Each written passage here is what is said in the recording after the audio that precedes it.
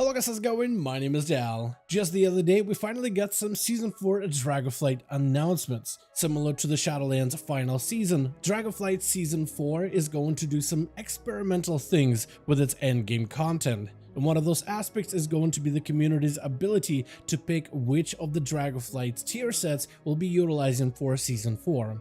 Right now, they're holding a public poll on the main Blizzard website, letting players vote on the Season 4 appearance of the class set as well as the Season 4 tier set bonuses for every single class spec in the game. So for today's video, I wanted to go over this new Season 4 update, go over how you can vote for each and every single class spec, the pros and the cons of this new voting system, and some of the solutions as to how Blizzard could make Season 4 content even more interesting. But right before we dive into our very first Season 4 discussion video, most of you guys watching these kind of updates are still not subscribed. However, the more of you remind, the more of you do, so let's keep it going. Subscribe to the channel and ring the bell if you're watching these videos anyway, especially if you want to get more regular content regarding Dragonflight 10.2 or any of the future updates going forward.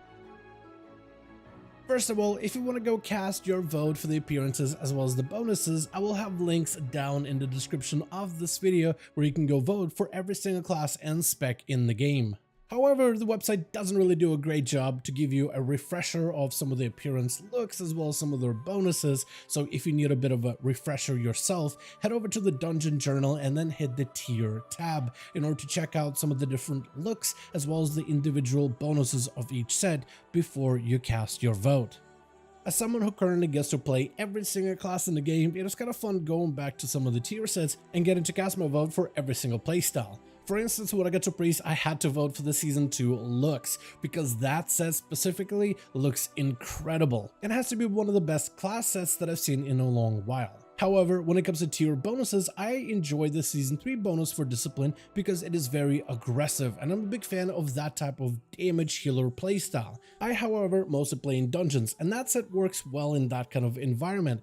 However, when it comes to high-end raiding content, a majority of priests prefer the Season 2 set bonus instead. But when it came down to my main, the class of Rogue, I had to go with the looks from the Season 2 set because it looks incredibly good with a Shredder look-alike mask with a bits of metal and bits of leather here and there.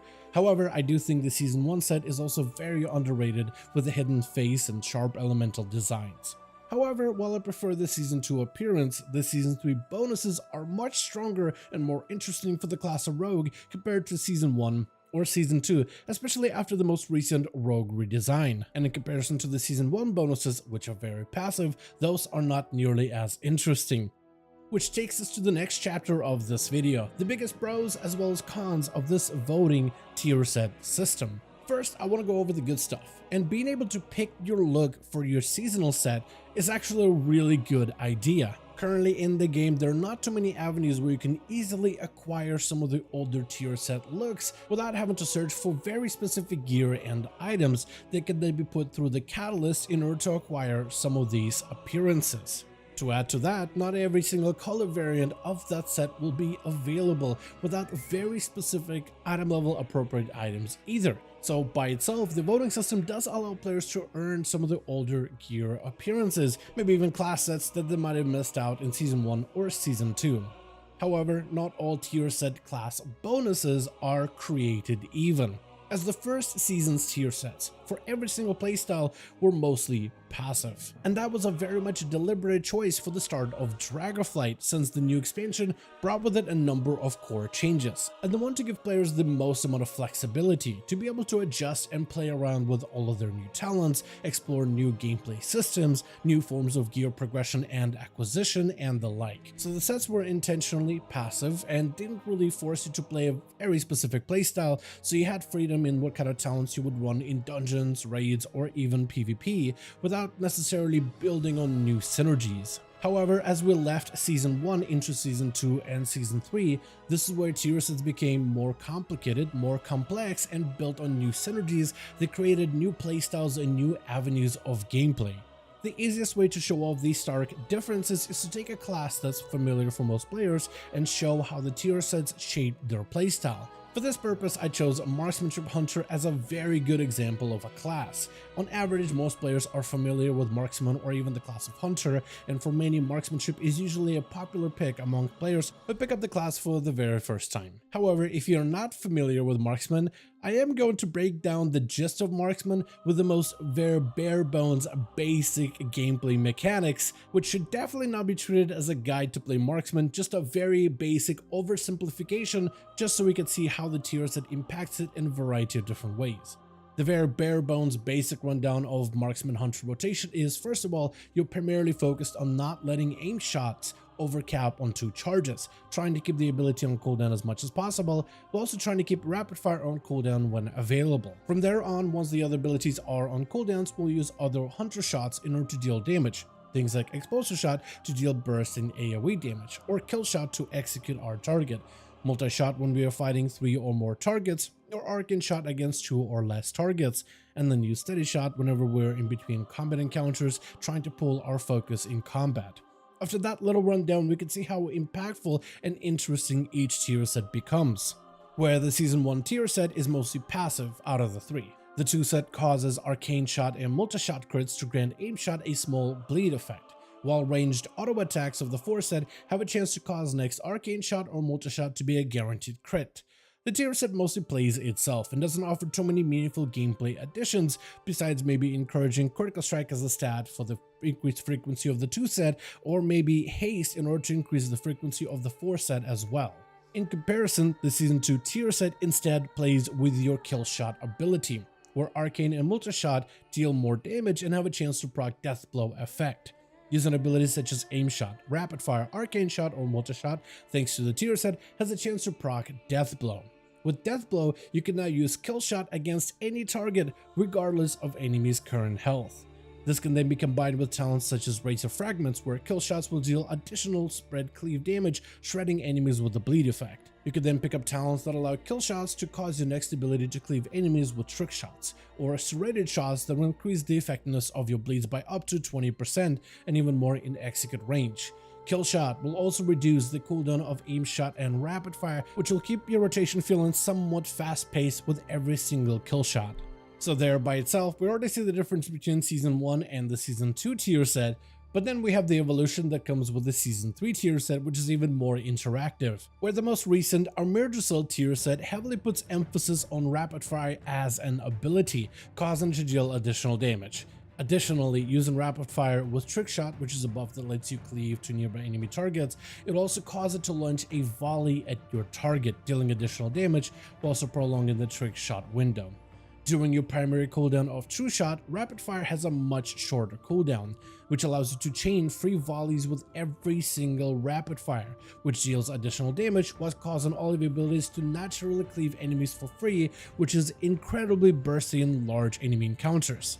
The 4 set dictates that spending focus has a chance to reset the cooldown of Rapid Fire instantly. When Rapid Fire gets reset through such a method, it will fire 100% additional shots during its channel, becoming 100% more effective.